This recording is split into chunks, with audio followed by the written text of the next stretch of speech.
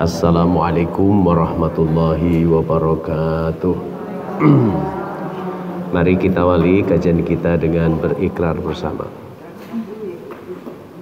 Bismillahirrahmanirrahim. Asyhadu an la ilaha illallah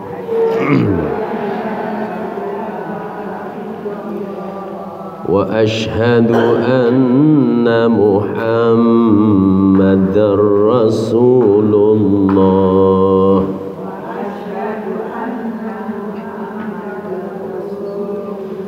Raditu billahi rabba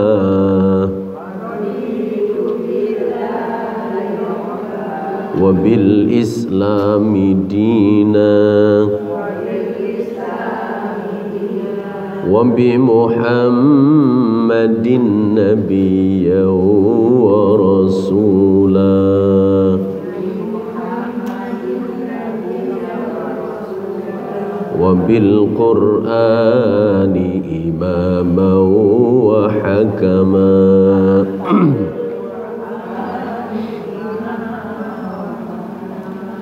Rabbi zidni ilma warzuqni fahma. Rabbi shrah li sadri wa yassir li amri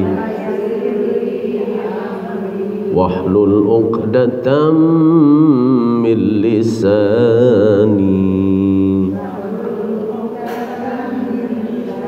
yafqahu qawli. Amin. Bismillah walhamdulillah wassalatu wassalamu ala rasulillah wa ala alihi wa sahbihi wa mawalah.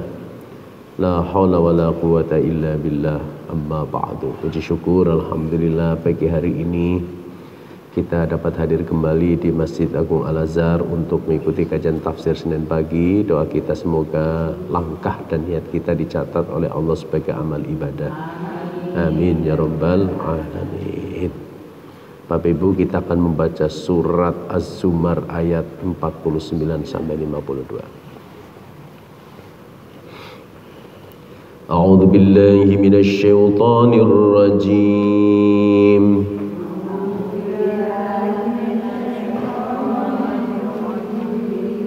Bismillahirrahmanirrahim.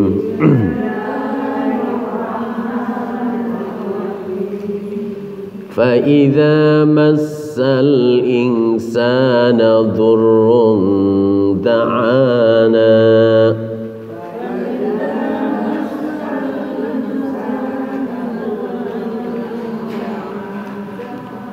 ثم إذا خولناه نعمة منا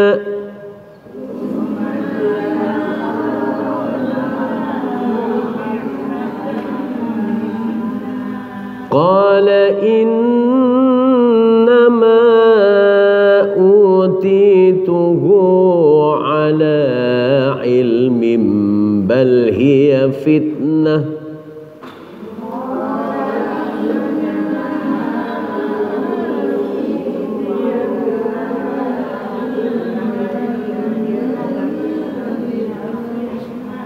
ولكن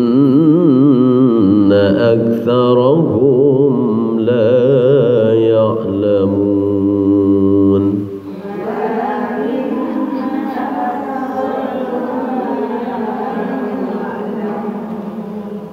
قد قالها الذين من قبلهم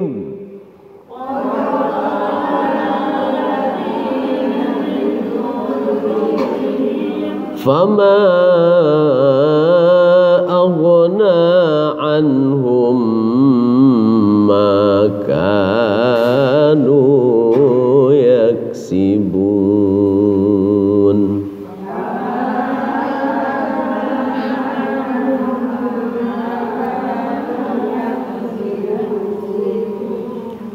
فأصابهم سيئات ما كسبوا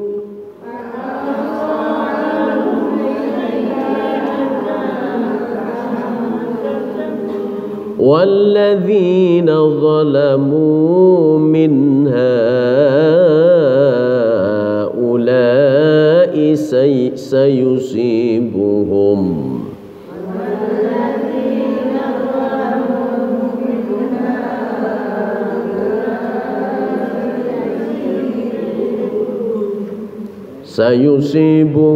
سيئات ما كسبوا وما هم بمعجزين.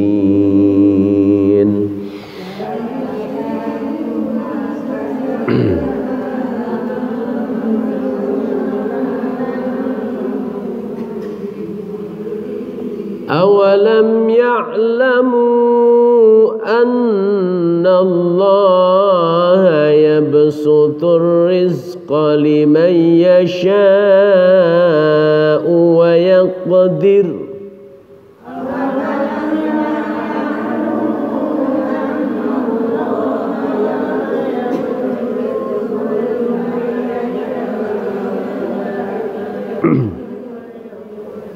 إن في ذلك لآيات لقوم يؤمنون.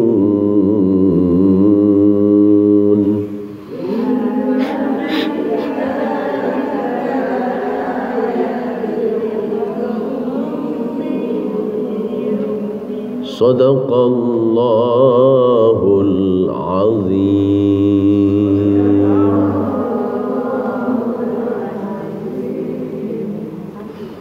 Bismillahirrahmanirrahim. Ini bicara tentang karakter manusia.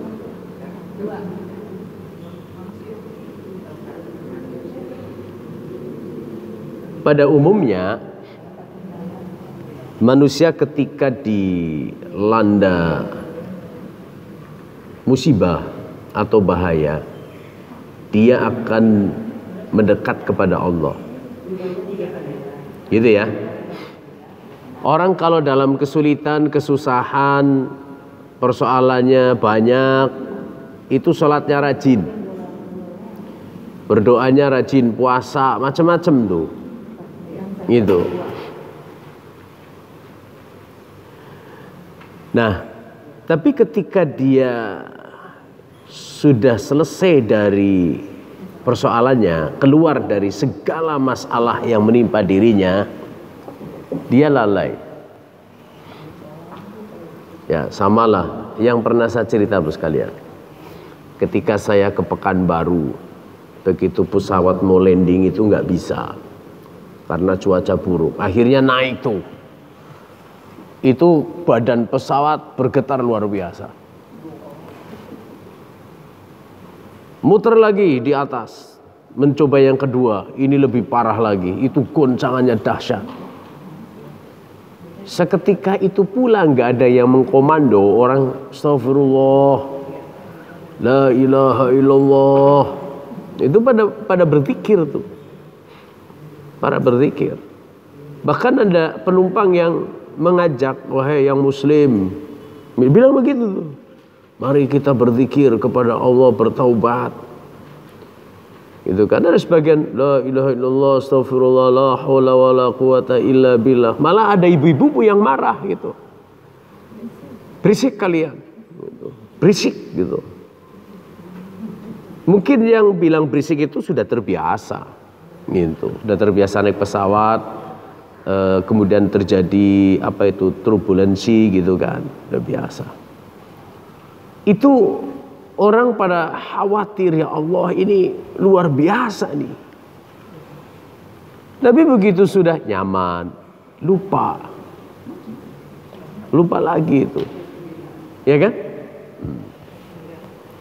Jadi kebanyakan manusia itu berpikir menurut pikirannya sendiri.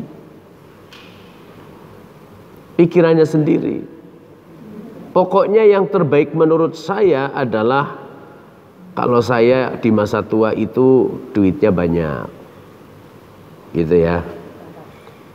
Bisa bersenang-senang, bisa jalan-jalan, bisa menikmati hidup. Itu pikiran kita tuh. Tapi pikiran Allah mungkin nggak begitu. Kamu sudah menikmati hidup, sekarang untuk menghapus dosa-dosamu, kamu mesti harus sakit. Gitu. Dari pagi saya habis subuh itu melayat jamaah saya. Usianya di atas 80 tahun. Saya catat betul loh. Saya catat, karena dia menjadi muadzin saya di masjid. Jadi marbot. Tapi setelah sakit kemudian digantikan orang. Waktu itu ada jamaah yang sakit lalu meninggal, usianya masih dibilang nggak terlalu tua lah, gitu. Bahkan pada masa pandemi, orang kan pada mati tuh ya, pada meninggal tuh gara-gara pandemi, pada mati, pada meninggal gitu. Kalimat yang saya masih terngiang, dia bilang, ini bukan ngerasani tapi fakta. Dia bilang, wah pada masih muda pada mati. Gitu. Saya usia sudah 80 tahun masih sehat walafiat. Saya langsung hatinya bilang, astagfirullahaladzim. Ini jangan-jangan pertanda, gitu. Tapi benar bos sekalian, seminggu setelah mengucapkan kalimat itu dia jatuh sakit. Berarti kira-kira sekitar 3 minggu lalu dibawa ke rumah sakit, lalu dibawa pulang lagi. Artinya bos sekalian bahwa kita ini punya kemampuan, tetapi ada yang menggerakkan, gitu. Ada yang lebih berkuasa dari diri kita, yaitu yang menciptakan kita, Allah Subhanahu wa ta'ala. Maka kita nggak boleh sombong, gitu ya, nggak boleh sombong. Kayak tadi tuh, saya usia 80 tahun, bilangnya alhamdulillah, gitu ya. Saya diberikan usia lebih, semoga usia yang lebih itu membawa keberkahan, membawa manfaat, gitu, membawa ketakwaan, gitu ya. Nah, coba di ayat lain. Bapak Ibu sekalian, kemarin itu ada jamaah saya yang datang. Kalau nggak salah jamaah hari Jumat, tafsir Jumat. Dia datang, Pak Ustadz. Setelah saya pergi haji, setelah saya berikrar bahwa saya ini akan lebih dekat kepada Allah, kok malah ujiannya bertambah, gitu. Ketidaknyamanannya bertambah. Saya bacakan ayat ini nih. Ahasiban nasu ayyutraku ayyaqulu amanna wa hum la yuftanun. Apakah manusia itu mengira bahwa mereka dibiarkan saja mengatakan kami telah beriman? Enggak. Ketika kita mengatakan saya beriman, itu akan diuji. Diuji. Gitu. Walaqad fatanna alladzina min qablihim. Sesungguhnya kami telah menguji orang-orang sebelum mereka. Fala ya'lamanna Allahu alladzi shadaqu wa la ya'lamal kadhib. Dengan ujian seperti itu Allah akan tahu tuh yang benar-benar beriman dan pura-pura beriman. Gitu kan? Ujian itu bisa bermacam-macam. Ujian dengan penyakit, ujian dari dalam diri sendiri, ujian dari keluarga, suami, istri, atau anak, cucu, ujian masyarakat. Bisa jadi begitu. Kita bertahan apa enggak? Gitu kan? Artinya ujian itu bukan Allah benci sama kita, tapi untuk menguji kadar, kualitas iman. Kualitas iman. Kalau kualitas imannya teruji, Masya Allah sekalian, kita mampu tuh bertahan. Mampu bertahan. Sekarang saya tanya sama ibu-ibu, selama pernikahan, dari mulai orang tuanya sebagai wali saya nikahkan engkau dengan putri saya dengan mas kawin sekian tunai gitu kan, sampai kemudian sama-sama tuanya dalam berkeluarga itu pernah nggak cekcok nggak? Justru sering gitu kan, sering. Kalau kita memaknai pertengkaran suami istri itu sebagai sesuatu yang melelahkan, maka selesai gitu. Misalnya kayak Ari Wibowo dengan istrinya lah gitu, alasannya pertengkaran yang tidak pernah terselesaikan misalnya, sama Inge gitu ya. Ari Wibowo-nya dari habis umroh malah masuk Kristen lagi gitu. Nah, di dalam keluarga ujiannya yaitu Allah itu seakan-akan bilang kamu berkeluarga. Berkeluarga itu separuh dari agama. Ujiannya itu di situ. Gitu. Ujiannya di situ. Anak-anak kan dalam Al-Qur'an kan bilang tuh, sesungguhnya pasanganmu dan anak-anakmu adalah fitnatul lakum, gitu kan ya? Fitnah, ujian bagimu. Coba, anak saya yang kelas 4 SD yang kemarin habis dioperasi itu, dari kecil itu asik-asik juga tuh, begitu naik kelas 4, ini kadang-kadang kurang ajar juga gitu ya. Ngomongnya kurang ajar juga gitu ya. Waduh, kadang-kadang bahasa binatang itu keluar juga gitu kan. Masya Allah. Kalau nggak sabar itu pengen mites. Ibunya apalagi suka marah gitu kan. Saya bilang nggak usah marah. Itu lagi waktunya memang begitu. Gitu. Tadi pagi saya antar ke sekolah. Saya antar. Dia keluar dari mobil. Apa dia bilang? Saya bilang, Dek, ayah antar. Nggak boleh, pokoknya ayah nggak boleh nganter. Sampai situ aja gitu. Gak boleh, pokoknya aku mau jalan sendiri. Padahal orang tuanya kepengen nganter, dia udah gak mau gitu. Udah gak mau. Nah, Bapak Ibu sekalian, ujian semacam itu diperlukan oleh diri kita agar kualitasnya itu semakin baik. Gitu ya. Gitu. Jadi kita dengan belajar seperti ini tidak asing dengan ujian. Kita sudah tahu polanya gitu. Oh begini, oh begini. Jadi kita semakin sabar. Jadi Allah memberikan itu tuh bagaimana agar kita tahu selahnya gitu. Tahu selahnya. Mungkin kita Bapak dan Ibu punya masalah dengan menantu yang gak sopan misalnya. Gitu ya. Ada jamaah saya ngadu terus, ini menantu saya kurang ajar ya Pak Ustadz. Emang kenapa gitu? Kebetulan tugasnya keluar kota, mbok ya tuh kalau pulang tuh nelpon sama saya kayak apa kabar mah gitu kan. Begitu pulang main ke rumah nanya, enggak sama sekali. Pulang gak nanya, pergi gak nanya. Ngurut dada saya Pak gitu kan. Saya bilang gak perlu kayak gitulah. Nanti pada saatnya akan sadar gitu. Jadi gak perlu diambil hati. Gitu ya. Kalau diambil hati kita semakin sakitnya, silakanlah. Yang penting nggak membebani kita kok. Gitu. Kalau kita masih ingin seperti itu, ego kita yang masih nonjol tuh. Sebagai mertua kepenginnya disapa, kepenginnya kepenginnya diperhatikan gitu ya. Ya nggak perlu berharap begitu. Gitu ya. Nah, nih. Jadi itu bagian dari ujian untuk meningkatkan kualitas iman kita. Gitu.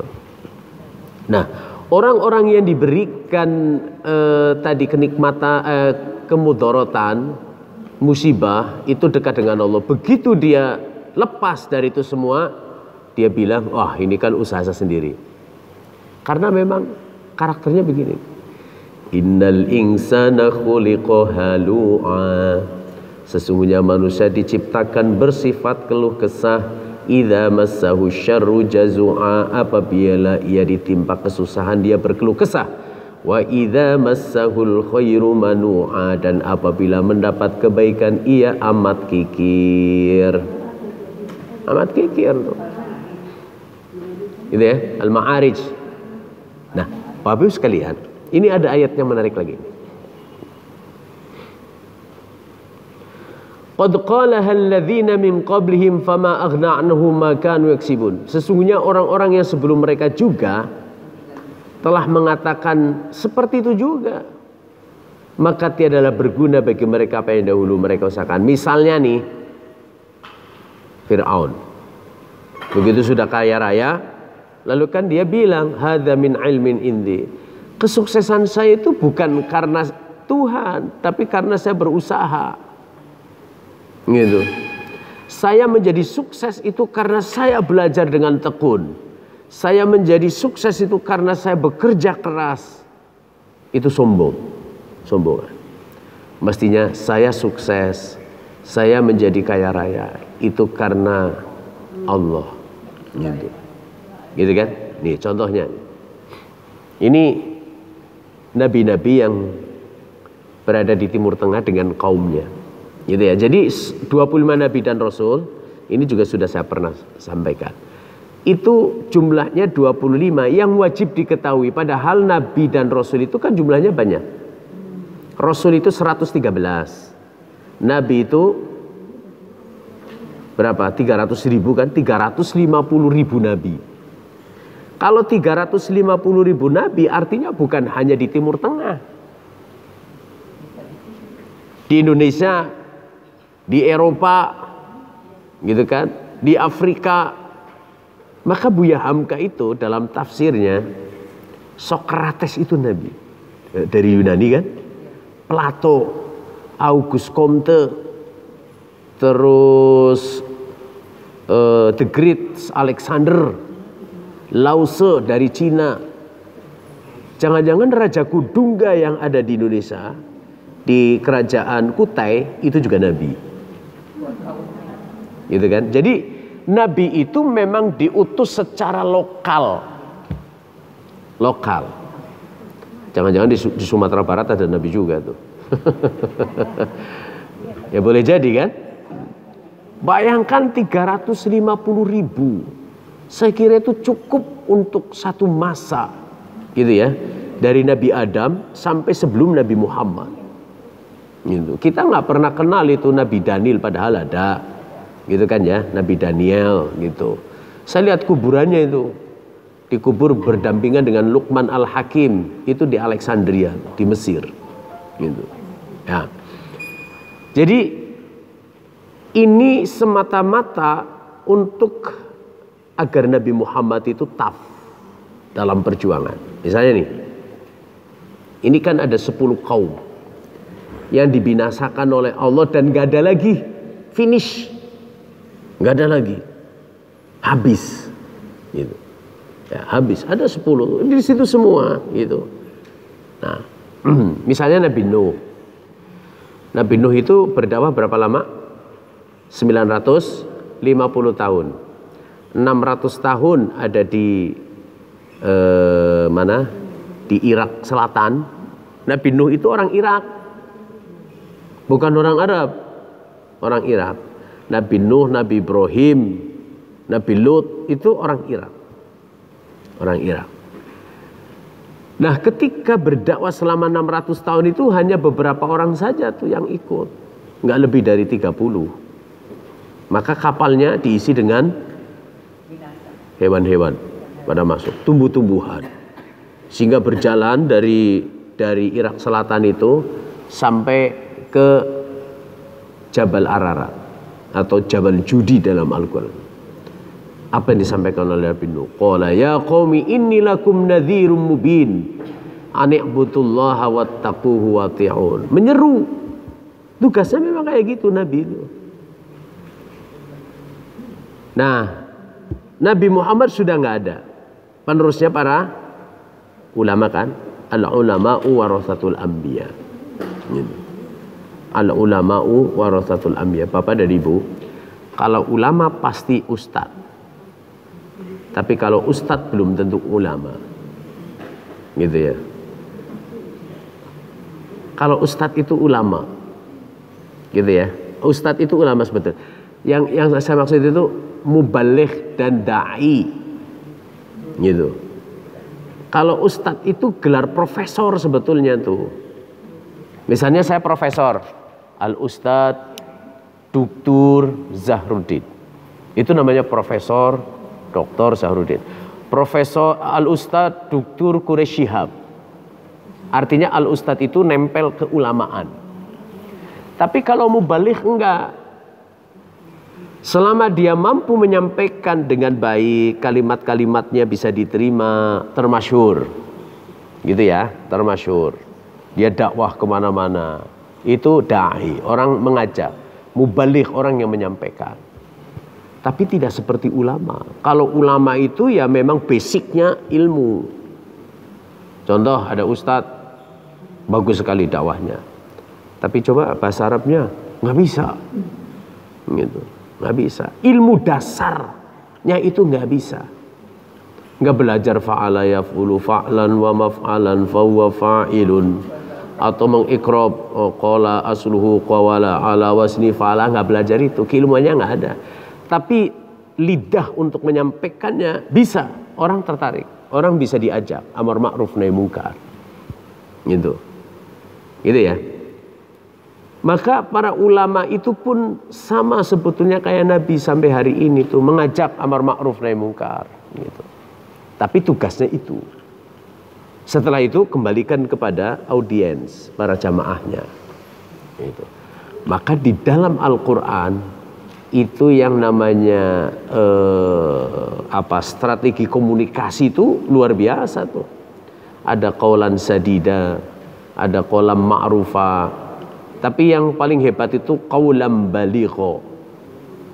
Kalimat yang disampaikan itu inspiratif, menginspirasi orang. Itu qaulam baligho. Ya, menyampaikannya dengan baik. Nah, Nabi Nuh begitu. Kenapa mesti harus kembali kepada Allah?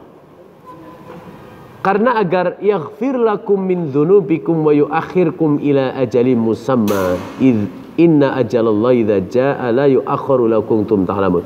Sebetulnya selalu mengingatkan bahwa hidup itu enggak abadi. Itu saja tuh intinya. Hidup itu tidak kekal. Gitu ya. Saya kira ibu-ibu dulu pernah ngalami masa muda. Gitu kan ya? Masih ingat ketika SMP? Masih. Ketika kuliah masih gitu. Nah, tapi itulah proses kehidupan kita. Proses. Saya masih ingat dulu kalau di kampung main bola dengan celana pendek, lari-lari gitu ya. Kalau hujan-hujanan masih ingat itu. Gitu. Ternyata itu berproses, tapi kita nggak bisa kembali ke sana. Saya masih ingat ketika saya kuliah. Sekarang saya, ya Allah, kenapa dulu saya kuliah itu belajarnya kurang serius. Kurang serius saja saya ngerti bahasa Arab dari nol sampai semua ya. Gimana kalau serius? Gitu. Jadi kita nggak bisa kembali lagi. Kalau dalam bahasa Arab itu namanya tamanni. Tamanni itu artinya berangan-angan yang tidak akan pernah kembali. Wa ya laitasy syababa ya'udu yauman fa ukhbiruhu bima fa'ala musibu. Ya Allah, seandainya aku bisa muda kembali, saya akan beritahu kepada semuanya bahwa saya akan melakukan sesuatu yang terbaik untuk diriku. Tapi kan nggak bisa. Kata Imam Ghazali, sesuatu yang paling jauh itu bukan matahari, bukan bintang, bukan bulan, tapi yang paling jauh adalah masa lalu. Masa lalu. 1 menit yang lalu kita nggak bisa balik lagi ke sana, ya kan? Setengah jam yang lalu ketika kita hadir di sini mulai pengajian nggak bisa balik lagi. Meskipun itu kita pakai pesawat yang tercepat nggak bisa. Itulah yang paling jauh, masa lalu. Walaupun itu 1 menit, tidak bisa terulang, gitu ya, nggak bisa terulang. Akhirnya Nabi Nuh bilang tuh, saking keselnya kali ya, qala Nuh, Rabbi innahum asani wattaba'u man lam yazidhu maluhu wa waladu illa khasara. Ya Tuhan, Sesungguhnya mereka telah mendurhakaiku dan telah mengikuti orang-orang yang harta dan anak-anaknya tidak menambah kepadanya melainkan kerugian mereka. Diajak beriman gak mau. Maunya ikut kepada orang yang hartanya banyak, kekuasaannya kuat. Karena harta dan kekuasaan itu ibaratnya permen. Permen kalau diletakkan itu semutnya pada datang kan? Gitu. Coba sebentar lagi penguasa yang selama ini berkuasa, ketika di tahun 2024 misalnya berpindah rejim, sudah selesai tuh. Selesai. Tadinya orang pada datang, wah sowan pokoknya begini, begitu lepas lari semua. Lari semua. Nah, Nabi Nuh bilang begitu. Mereka lebih suka kepada mereka yang saat sekarang ini berkuasa bla bla bla, tapi diajak untuk beriman gak mau, ya Allah. Mereka telah mendurhakaiku. Qala, dia bilang lagi, Rabbi inna qaumi kadzabun. Ya Tuhan, sesungguhnya mereka telah mendustakan aku, gitu. Mendustakan aku. Jadi diolok-olok, gitu, diolok-olok, diketawain. Faftah baini wa bainahum fathan, maka adakanlah satu keputusan antaraku dengan mereka, wa najjini wa ma ma'ya minal mu'minin, selamatkanlah aku dan orang-orang yang mukmin beriman bersamaku. Akhirnya yang terjadi, Allah bilang tuh, kalau bahasa kita ya sudah, kalau kamu memang sudah seperti itu, sudah berusaha, yang penting itu usaha tuh. Ini surat apa ini? Surat Hud ayat 89. Allah bilang, wasna'il fulka bi'ayunina, maka buatlah bahtera dengan pengawasan dan petunjuk kami. Wala tukhatibni, setelah itu kamu nggak boleh mengadu lagi. Gitu. Ini kaummu akan aku hancurkan, tapi setelah itu kamu nggak boleh ngadu. Gitu kan? Dengan 30-an orang itu akhirnya diselamatkan, terdampar di Armenia. Lalu sisa 300 tahunnya itulah Nabi Nuh berdakwah di situ, di tempat itu, pindah. Maka dalam sejarahnya yang ditulis oleh Bani Israel itu, keturunannya kan masih ada 3 anak tuh, ada Ham, ada siapa lagi itu. Mereka berpencar. Ada yang pergi ke Eropa, ada yang pergi balik lagi Timur Tengah, ada yang ke arah timur. Ada Yafid, yang ke timur itu Yafid. Yang kemudian peranakannya itu termasuk diantaranya orang Indonesia. Gitu. Konon begitu menurut Bani Israel. Padahal kalau menurut pengetahuannya disampaikan oleh beberapa ilmuwan, yang pernah saya sampaikan dulu itu, the spirit of human. The spirit of human adalah apa namanya? Migrasi manusia. Migrasi manusia. Itu kalau menurut teori itu dari Afrika terus sampai ke Cina, sampai ke Indonesia. Indonesia itu 50.000 tahun yang lalu. Ada manusia 50.000 tahun yang lalu. Lah Nabi Adam itu usianya berapa? Dari sekarang 8.000 tahun yang lalu.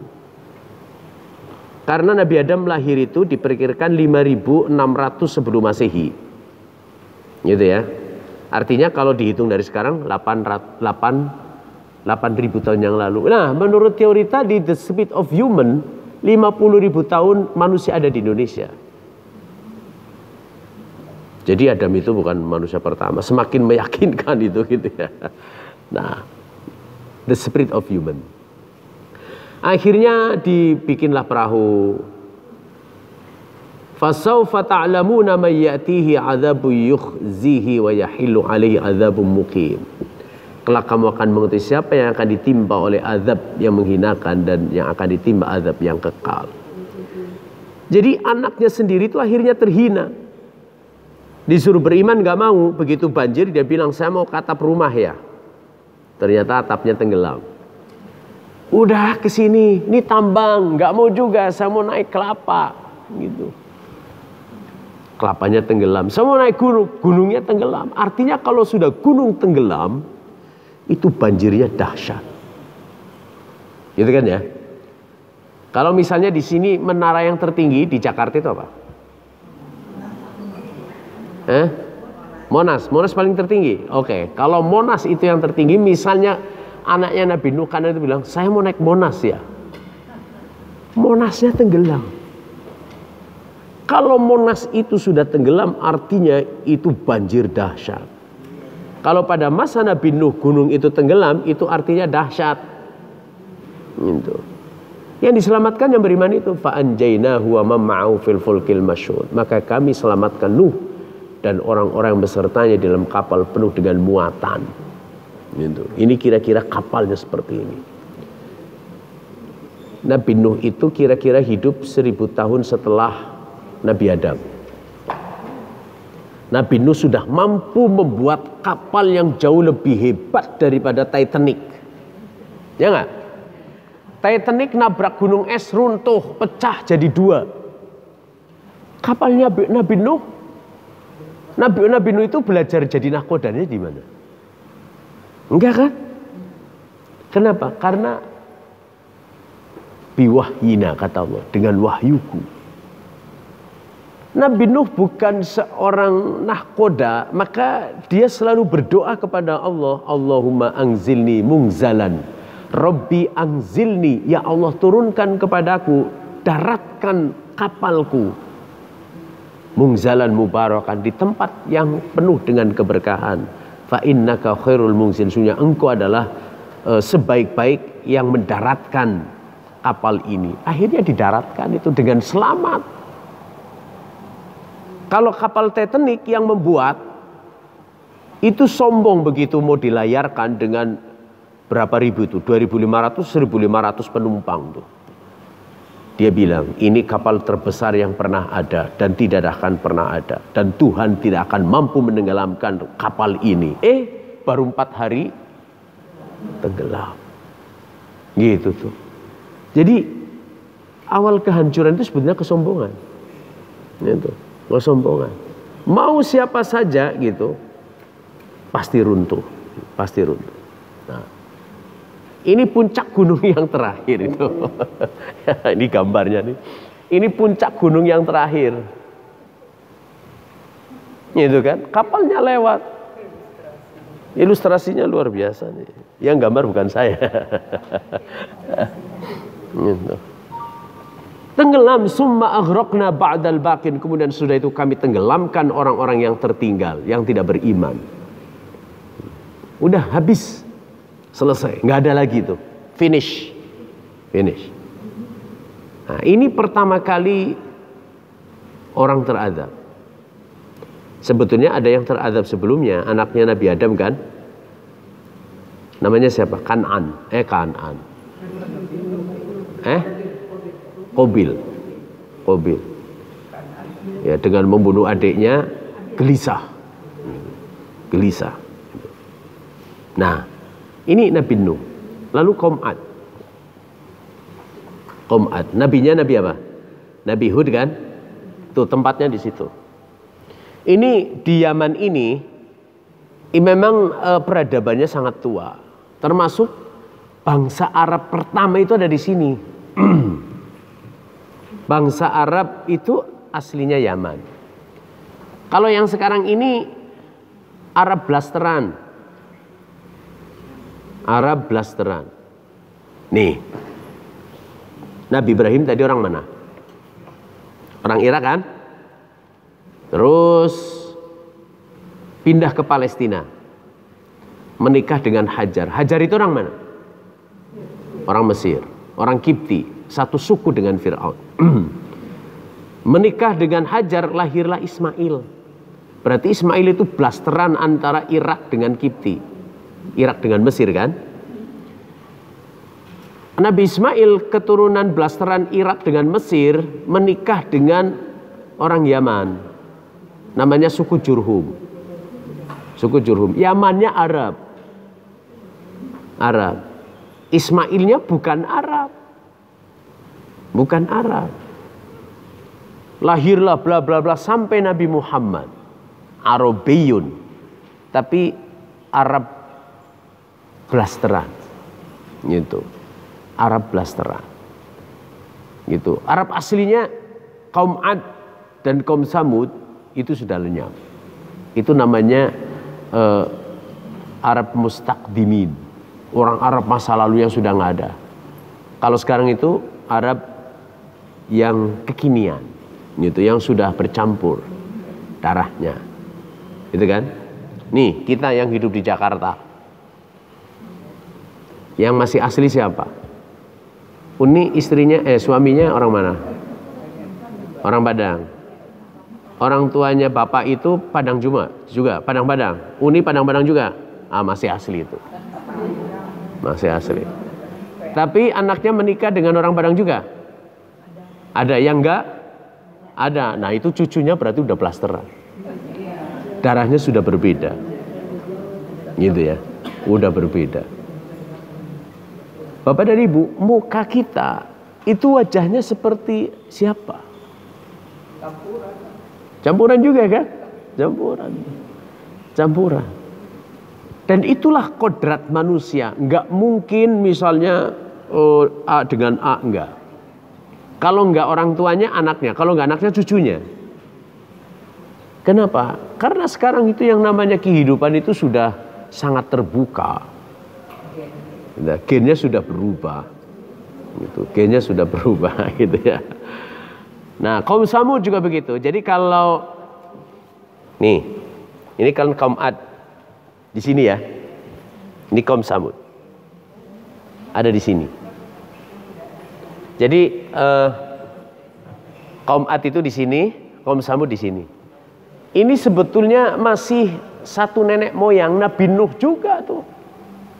Keturunannya bin Nuh setelah 500 tahun kemudian berubah imannya. Maka diutus untuk kaum Ad itu Nabi Hud, gitu kan? Hud itu saudaranya mereka juga. Ini diadab oleh Allah, habis. Yang beriman pindah ke sini. Setelah 300 tahun, 400 tahun, mulai belok lagi. Diutuslah Nabi Soleh. Gitu. Nabi Soleh. Hancur lagi. Maka muncullah di sini. Namanya di sini ya. Di sini namanya Ibrahim. Gitu, balik lagi itu. Jadi Nabi Ibrahim juga keturunannya Nabi Nuh. Jadi kaum-kaum tadi yang 10 yang di awal saya tampilkan itu sebetulnya juga keturunan para nabi. Nah, hanya saja pada umumnya itu generasi setelah rata-rata 500 tahun itu berubah. Maka setelah Rasulullah wafat, Rasulullah bilang tuh setiap 100 tahun itu ada tokoh yang akan muncul membawa bendera. Gitu. Di Indonesia coba misalnya, dulu kita kenal dengan Sukron Makmun, kita kenal dengan Zaidun MZ, kita sekarang lebih banyak terkenal itu misalnya Abdus Somad, Adi Hidayat misalnya, gitu kan, Adi Hidayat. Itu adalah tokoh-tokoh yang saya kira itu bukan tiba-tiba, tapi by design. Ya, sudah dipersiapkan. Jadi setiap 100 tahun itu ada tokoh yang akan muncul. Yang akan membawa pengaruh yang sangat besar. Gitu kan. Coba dulu ketika ada Kiai Haji Zainuddin MZ. Ceritanya, ceramahnya memukau, membuat orang itu Masya Allah tersadarkan. Gitu kan ya. Tersadarkan, meninggal dunia, muncul lagi gitu, muncul lagi. Perlu nggak itu yang banyak? Saya pernah ketemu dengan salah satu tokoh Indonesia. Dia bilang dari 100% yang menjadi ulama cukup 20%. Jangan jadi ulama semua, gitu. Kalau jadi ulama semua nanti yang ngurusin ekonomi, politik, sosial siapa? Gitu. Jadi 20% itu jadi ulama, 20% itu jadi teknokrat, 20% jadi politikus, 20% yang ahli ekonomi, sehingga 100% sempurna. Gitu. Ya. Tapi bukan berarti, oh kalau begitu anak saya nggak usah perlu belajar agama. Enggak, landasan agama itu menjadi pondasi yang mesti harus kuat. Saya kemarin memberikan sambutan di akhir sanah TK Al-Azhar. Saya bilang bahwa Al-Azhar itu pesan dari para pendiri Yayasan Al-Azhar, bagaimana agar para alumninya nanti bisa menduduki jabatan-jabatan strategis di pemerintahan. Akhirnya saya bilang, insya Allah tahun 2045 presidennya itu alumni Al-Azhar. Bilang gitu ya. Loh, tidak menutup kemungkinan. Murid Al-Azhar sekarang 65.000 orang. Para alumninya sudah ada yang jadi gubernur, wakil gubernur, bupati, anggota dewan, para pejabat. Itu banyak kalau dikumpulkan, ada jadi jenderal, ada tuh. Itu luar biasa. Maka 2045 itu kemungkinan besar presidennya dari Al-Azhar. Nggak tahu kita masih ada apa enggak. Gitu ya. Siapa tahu salah satu di antara cucu bapak dan ibu. Kalau cucu-cucu ibu-ibu tidak sekolah di Al-Azhar, paling enggak kan neneknya dari Al-Azhar ngajinya. Ngajinya darah Al-Azharnya masih ada. Gitu. Ya, oke. Ini kaum soleh.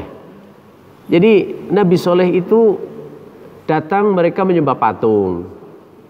Lalu disuruh beriman, ya udah kalau memang kamu nabi dan rasul, coba tunjukkan mukjizat. Onta itu susunya kalau diperas nggak habis-habis, nggak bakalan habis. Mau diperas seharian pun nggak habis. Maka Nabi Soleh bilang, ya sudah, ini onta kalau lagi lewat jangan diganggu, biarkan saja. Tapi ternyata di malam hari dibunuh, disembelih. Dengan rasa bangganya mereka membagi-bagi daging onta. Nabi Nuh marah, akhirnya ditimpa dengan batu, itu hujan batu. Habis, selesai. Gitu ya. Habis. Ini Fir'aun. Gitu, Fir'aun. Jadi sekalian, ini Mesir bawah namanya ya. Ini Mesir bawah. Ini Sungai Nil. Sungai Nil itu begitu sampai di ini, Memphis adalah pusat kekuasaan Fir'aun.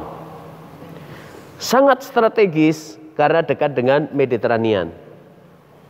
Sangat strategis karena di Sungai Nil. Di sini ada danunya Korun, danau Korun di sini nih. Korun. Ini daerah Alexandria itu di sini. Ini daerah subur, gitu ya. Makmur gemah ripah loh jinawi, toto terentem kartora harjo, itu di sini. Gitu. Nah, pada masa Nabi Yusuf puncak kejayaan Fir'aun. Nah, sehingga di Hebron ini Nabi Yakub bilang sama anak-anaknya, kita lagi paceklik, lu pada pergi sana ke Mesir. Itu ke Mesir, cari beli ini bahan pokok makanan. 11 orang pergi dari Hebron, mungkin lewatnya sini kali ini ya. Kalau ini rutenya Nabi Musa, gitu. Kalau di sini lebih dekat, gitu.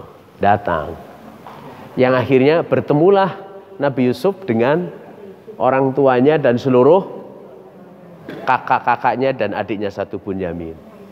Nabi Yusuf bilang, ya sudahlah, nggak usah balik lagi, nggak usah balik maning. Pokoknya susah ora susah, ningkene bae gitu. Senang nggak senang, mangan ora mangan, kumpul ningkene gitu. Akhirnya berkumpul. Dari 12 orang itu berkembang biak. Ya, akhirnya menjadi keluarga yang besar. Pada masa Nabi Musa itu keturunan Nabi Yakub di situ 600.000. Itu jumlah yang tidak sedikit. Gitu ya. Oke, kalau diurutkan Yakub itu kan namanya Ishak kan ya. Ishak itu justru keturunan murni dari Irak karena Nabi Ibrahim dengan Sarah. Ishak. Berarti Nabi Yakub asli itu. Nabi Yakub berarti sukunya bukan suku Kipti. Ini sukunya Kipti.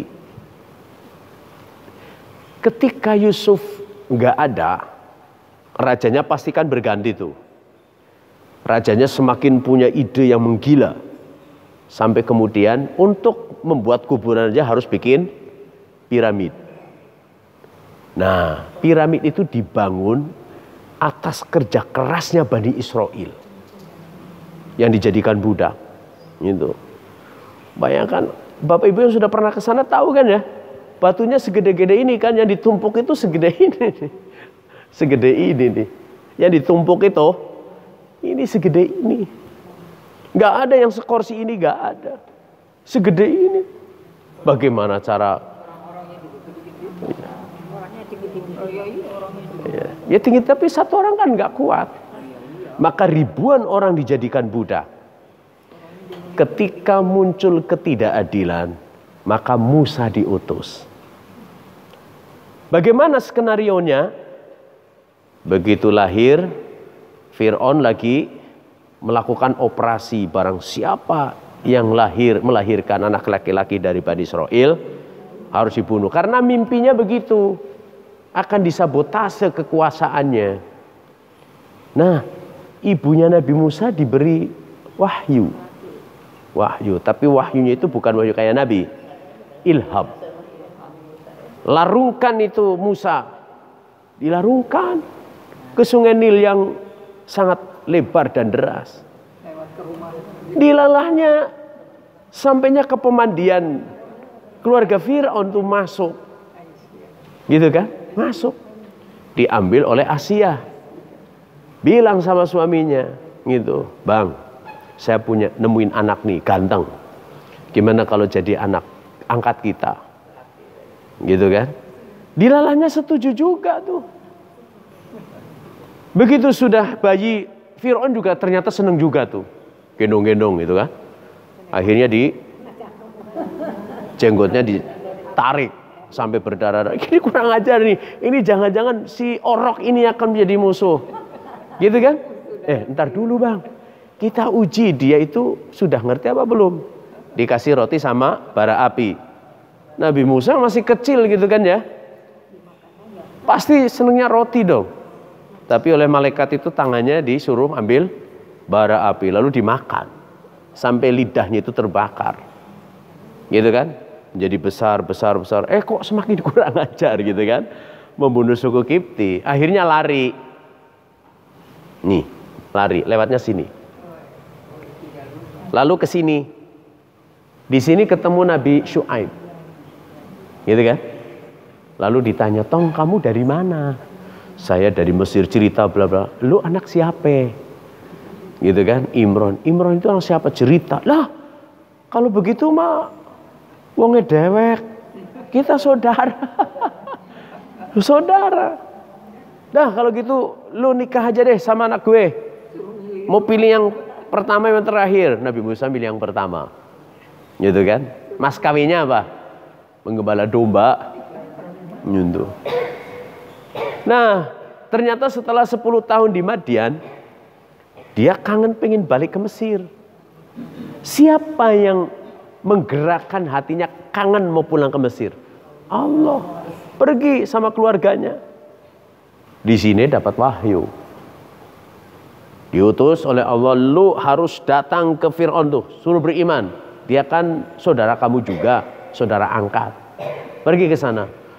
Waduh, saya gak bisa diplomasi.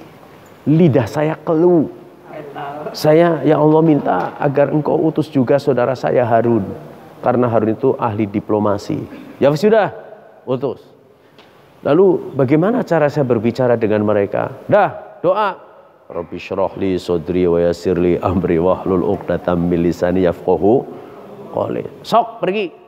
Bagaimana kalau mereka nanya tanda saya sebagai nabi? Lemparkan tongkatmu jadi ular. Ambil jadi tongkat. Masukkan ketiakmu, tanganmu bercahaya. Dah, yakin berangkat. Sini berdakwah. Ya kan? Sebulan atau setahun, pasti lama. Gitu kan? Apa tujuannya Nabi Musa diutus? Membebaskan Bani Israel dari perbudakan. Gitu, dari perbudakan. Akhirnya terbebas juga setelah berbagai macam azab diberikan kepada Musa kan, Nabi Fir'aun kan, dari mulai darah, katak, belalang, terus apa lagi itu. Coba bayangkan, Fir'aun itu bisa membunuh Musa sejak dia bayi sebetulnya, ya kan? Fir'aun bisa saja membunuh Musa pada saat datang ke sini. Cuman Musa sama Harun doang kok, apa susahnya?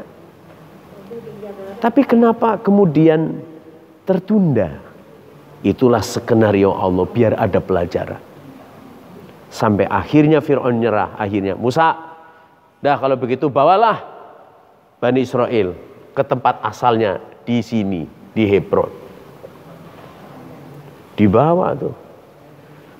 Begitu sampai di sini, jadi bukan di Laut Merah ya, di sini. Ini yang nanti namanya terusan Suez, yang panjangnya sekitar 190 km kalau nggak salah sih. Terusan Suez. Gitu. Jadi bukan di sini terlalu ini. Begitu mereka sudah dibawa, Fir'aun, lah kalau 600.000 dibawa Musa, lalu bagaimana saya membangun piramid, membangun kerajaan? Gak ada tenaga murah tuh. Jadi menjadi komoditas ekonominya runtuh, bisa runtuh nih 600.000 orang. Keluar coba kalau misalnya di DKI, kemudian di sana nanti ada ibu kota baru. Ini eksodus nih, gitu kan, pada ke sana. Ya apa bedanya sama Tegal? Gitu kan? Sama aja gitu. Pasti akan persoalan ekonomi muncul. Makanya dikejar tuh. Dikejar. Begitu sudah nyebrang ke sini, mereka tenggelam. Itulah Fir'aun. Jadi ada orang yang sombong, tadi ayatnya sombong, tapi akhirnya dihabisi sama Allah. Nih, di sini 40 tahun di sini nih, muter. Nggak berani ke sini. Kenapa? Karena takut berperang. Takut berperang. Setelah 40 tahun baru mereka ke sini. Dan di sini banyak peristiwa yang namanya Musa Samiri membuat patung emas itu di sini. Di sini. Ini 40 tahun. Ten Commandment ada di sini. Nabi Musa mencari Nabi Khidir itu pada saat di sini. Gitu. Ketemunya di mana? Ketemunya mungkin di sini atau di sini. Pertemuan dua laut kan di sini nih. Nih, pertemuan dua laut di sini. Itu. Tapi sehebat-hebatnya Fir'aun sudah pasti akhirnya dengan kesombongannya runtuh. Sekarang yang ditinggal hanya piramid doang.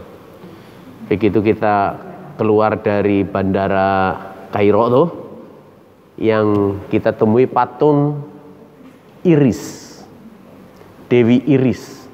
Entah kenapa Mesir itu bukan negara Islam ya, sekuler, sama kayak Indonesia tuh. Itu patung itu yang pertama kita lihat, gitu, patung. Tapi di sana gelarnya itu Kairo itu 1000 menara, kota 1000 menara. Beberapa waktu yang lalu kan ini presiden kepengin ini kan, udah adzannya dibatasi, gitu, dibatasi. Kenapa? Karena kalau sudah masuk waktu ya kayak di Jakarta bersaut-sautan, dianggapnya itu mengganggu orang non Muslim. Lah di Jakarta juga begitu kan, pernah terjadi gitu. Akhirnya ada orang yang dihukum juga gitu kan, karena merasa adzan itu sangat mengganggu, lalu berkata-kata yang menyakitkan, akhirnya dihukum gitu. Nah, Bapak sekalian, ini Fir'aun. Lalu ini historinya lah ya. Nah, ini pada akhirnya kayak gini. Fal yauma nunajjika bi badanika litakuna liman khalfaka ayah. Maka pada hari ini kami selamatkan jasadmu agar engkau dapat menjadi pelajaran bagi orang-orang yang datang setelah kamu. Ini masih ada. Kalau kita ke Museum Pink di Kairo, kita akan menemukan ini. Dan ini pernah dipinjam oleh Indonesia. Gitu kan? Dulu waktu pameran Islam pertama itu di Istiqlal itu dipinjam. Bapak Ibu, Kalau di Turki itu ada rambutnya Nabi Muhammad, gitu ya. Itu membawanya saja, Masya Allah, orang menghormati banget. Rambutnya aja dihormati, gitu. Tapi hanya sekedar menghormati Nabi, tidak mengikut perilaku Nabi. Itu sayangnya di situ ya. 42.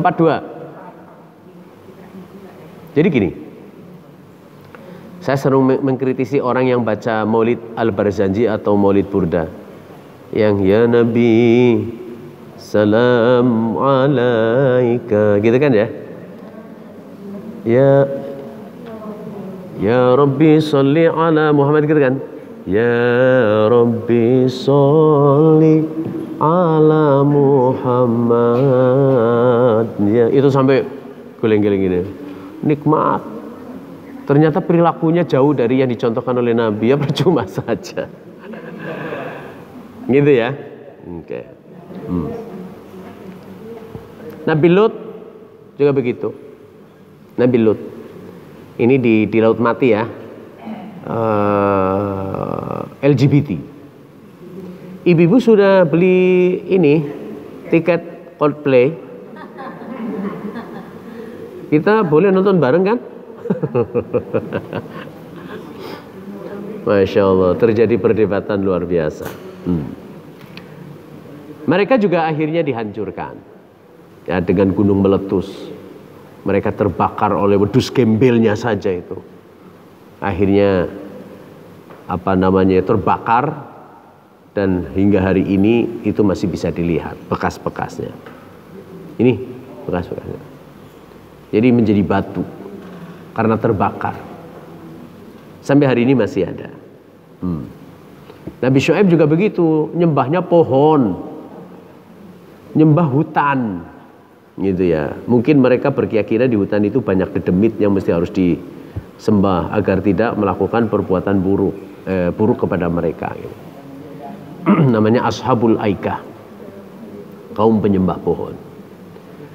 Nah, ini yang diceritakan oleh Al-Quran, kesombongan, lalu mensekutukan Allah itu menjadi awal runtuhnya satu kaum. Akhirnya beginilah, fa'asqit alaina kisafan minas sama in kunta minas shadiqin. Mereka menantang, jatuhkanlah kepada kami gumpalan dari langit jika engkau termasuk orang-orang benar. Lalu benar tuh. Fa'akhadhathumur rajfat wasbahu fi darhim jazim. Lalu datanglah gempa menimpa mereka, dan mereka pun mati bergelimpangan di dalam reruntuhan rumah mereka. Dah, kalau udah itu selesai. Gitu. Selesai. Nah, Bapak sekalian, kok di zaman Nabi Muhammad nggak ada ya? Sebetulnya ada. Ada. Misalnya yang terjadi di Palu, ya, yang tanah bergerak. Yang terbaru itu di mana? Di Cianjur. Tapi locally, gitu. Yang tertimpa azab itu bukan hanya orang yang tidak beriman, yang beriman pun tertimpa azab. Hanya beda nasib. Kalau orang yang tidak beriman diazab, itulah azabnya, masuk neraka. Tapi kalau orang beriman, terdampak azab yang Allah berikan kepada orang beriman, itu syahid. Syahid. Bedanya di situ. Ya, bedanya di situ. Ada azab, yang kafir terazab itu namanya masuk neraka. Tapi kalau orang beriman terdampak oleh azab, itu syahid. Gitu ya. Nah, maka Allah bilang begini. فَأَصَابَهُمْ سَيِّئَاتُ مَا كَسَبُوا وَالَّذِينَ ظَلَمُوا مِنْ هَؤُلَاءِ سَيُصِيبُهُمْ سَيِّئَاتُ مَا كَسَبُوا وَمَا هُمْ بِمُعْجِزِينَ. Maka mereka ditimpa akibat buruk dari apa yang mereka usahakan, dan orang-orang zalim di antara mereka akan ditimpa akibat buruk dari usahanya, dan mereka tidak dapat melepaskan diri. Bapak Ibu sekalian, bangsa Indonesia itu begitu sangat besar, kekayaannya melimpah, gitu ya. Tapi menjelang tahun 2024 ini gonjang-ganjing politiknya luar biasa, gitu ya. Isu yang paling teranyar adalah MK mau memberikan keputusan pemilu tertutup. Artinya kayak zaman Orde Baru, nyoblosnya gambar doang. Sehingga nanti partai politik bisa menentukan, saya bisa jadi tuh kalau saya dekat dengan ketuanya misalnya, atau saya punya uang banyak. Gitu. Artinya kita tidak memilih calon anggota dewan kita. Yang menentukan adalah partai. Maka dinilai oleh sebagian tokoh itu kemunduran. Bahkan 8 fraksi di DPR pun menolak. Gitu ya. Lalu perpanjangan ketua KPK misalnya, yang tadinya 4 tahun menjadi 5 tahun. Itu presiden yang kurang baik. Begitu pula isu cawe-cawe. Gitu ya, cawe-cawe Pak Presiden itu juga dinilai oleh sebagian orang bukan tidak boleh, tapi tidak beretika. Gitu. Kalau sudah mau lengser ya lengser saja. Bagaimana dia menjadi orang yang netral gitu mestinya. Ini menjadi presiden yang kurang baik. Gitu tuh. Nah, bangsa ini juga rentan terpecah belah sebetulnya. Kalau kita boleh mau jujur, yang merekatkan bangsa ini adalah Islam. Gitu. Kalau kita mau menzolimi saudara kita, oh dia Islam. Gitu. Akhirnya nggak jadi itu. Nggak jadi. Maka kita mesti harus menjadi bangsa yang cerdas. Dan bangsa ini sudah menjadi cerdas sebetulnya ya. Mau ngapain saja itu pasti ketahuan. Ini tadi saya di mobil itu dengar diskusinya mantan wakil menteri Menhukam itu. Siapa? Indrayana, Denny Indrayana. Kalau menurut saya dia cerdas gitu, meskipun nggak disukai oleh orang. Jadi sebelum ambil keputusan sudah didung gitu dulu, biar tidak mengambil keputusan yang salah gitu. Salah, meskipun dinilai oleh sebagian orang, ini nggak bagus nih gitu. Tapi salah satu di antara untuk mencari keadilan itu ya kayak gitu. Jadi keputusan hukum itu tidak boleh di dalam ruang gelap gitu, tapi harus transparan. Sehingga tidak ada lagi yang dirugikan, masyarakat pun merasa nyaman dengan keputusan itu. Gitu ya. Awalam ya'lamu annallaha yabsutur rizqa liman yasha' wa yaqdir inna fi dzalika laayatil liqaumin yu'minun. Jadi ramenya atau memanasnya jagat politik di Indonesia itu ujungnya duit juga loh Bos sekalian. Ya kan? Ujungnya duit. Gitu. Ujungnya kekuasaan. Tapi kalau melihat ini bahwa salah satu di antara rezeki itu kan amanah kekuasaan. Gitu. Meskipun dalam survei itu urutannya ketiga, kalau Allah bilang jadi. Kun fayakun itu. Jangan lupa, jangan meremehkan kekuasaan Tuhan. Nggak boleh gitu. Kalau terjadi, Masya Allah. Luar biasa.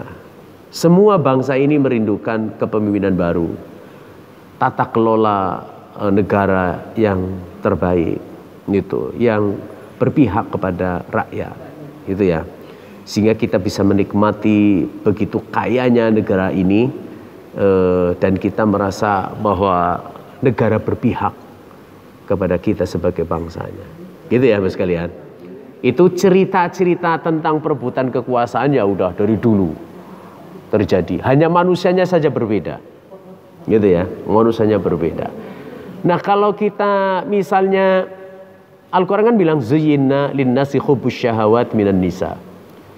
Manusia itu diberikan hiasan cinta kepada wanita. Gitu kan ya.